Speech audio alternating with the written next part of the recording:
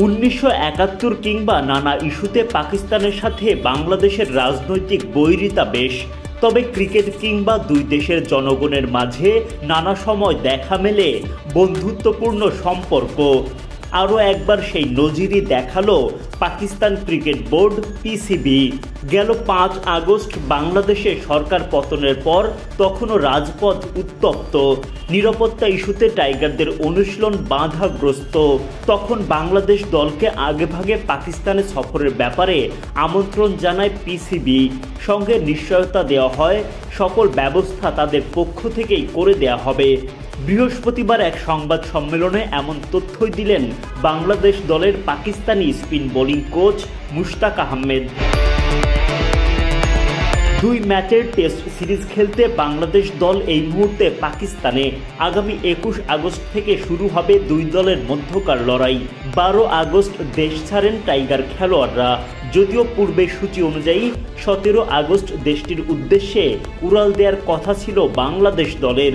তাহলে কিভাবে হলো সেই সিদ্ধান্তের পরিবর্তন? সেখানে পাকিস্তান ক্রিকেট বোর্ডেরই বা ভূমিকা কি? মূলত সরকার পতনের পর দেশজুড়ে আইন শৃঙ্খলা ব্যবস্থা ভেঙে পড়ে। খেলোয়াড়দের অনুশীলনে নিরাপত্তা নিয়ে দেখা দেয় শঙ্কা। তখনই পিসিবির পক্ষ থেকে বিসিবিকে আমন্ত্রণ জানানো হয় 4 দিন আগে দেশটিতে সফর করার। এই বিষয়ে টাইগারদের স্পিন গুরু মুশতাক জানান, পিসিবি একটা কাজ অনেক ভালো করেছে। পিসিবি বিসিবিকে বলেছে, যেহেতু আপনাদের দেশের অবস্থা ভালো নয়, ফলে আপনারা দলকে আগে নিয়ে আসুন, আমরা আপনাদের দেখভাল করব। এটাকেই তো বলে ভ্রাতৃত্ব বন্ধন। দারুণ ব্যাপার। পিসিবি যেভাবে এই কাজটা করেছে তাতে বিসিবির কর্মকর্তা সবাই খুশি হয়েছে, সবাই অনেক প্রশংসা করেছে। পিসিবির এমন উদ্যোগকে সাধুবাদ জানান মুশতাকও। একই সাথে দেন সুখবরও, ভবিষ্যতে পিসিবির সঙ্গে ট্যালেন্ট এক্সচেঞ্জিং প্রোগ্রাম করতে চায় বিসিবি। যখনই অনুশীলন করা যাচ্ছিল না, তারাই বিসিবিকে আগে কল করে বলেছে, আপনারা এখানে চলে আসেন আগে, আমরা আপনাদের ব্যবস্থা করে দিতে পারবো। এখানে পিসিবিকে আমি ধন্যবাদ দিতে চাই। এটা পিসিবি এবং বাংলাদেশের মানুষের মাঝে দারুণ সম্পর্ক তুলে ধরে।